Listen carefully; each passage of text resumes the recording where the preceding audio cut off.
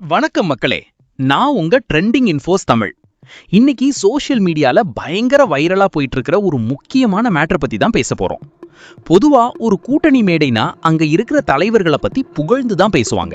ஆனா சேலத்துல நடந்த திமுக கூட்டணி பரப்புரை மேடையில ஒரு அதிரடியான சம்பவம் நடந்திருக்கு. தேமுதிக பொதுச் செயலாளர் பிரேமலதா விஜயகாந்த் அவர்கள் மேடையிலேயே முதலமைச்சர் ஸ்டாலின் அவர்கள் முன்னிலையிலேயே சில காட்டமான விமர்சனங்களை வச்சிருக்காங்க. அவர் பேசும்போது அண்ணன் ஸ்டாலின் மீது தமிழ்நாடு முழுவதும் ஒரு முக்கியமான குற்றச்சாட்டு இருக்கு அப்படின்னு ஆரம்பிச்ச உடனே அங்க இருந்தவங்களுக்கெல்லாம் ஒரு நிமிஷம் ஷாக் ஆயிடுச்சு. தொடர்ந்து பேசின பிரேமலதா, தமிழ்நாட்டுல இன்னைக்கு எங்க பார்த்தாலும் பாலியல் வன்கொடுமைகளும் போதைப்பொருள் கலாச்சாரமும் அதிகமாயிருக்கு.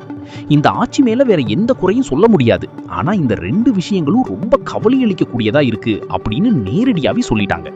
சொந்த கூட்டணி மேடையிலேயே, அதுவும் முதல்வர் முன்னாடியே இப்படி ஒரு குற்றச்சாட்டை பிரேமலதா வச்சது அங்க இருந்த திமுகவினரை ரொம்பவே அதிர்ச்சி அடைய வச்சிருக்கு.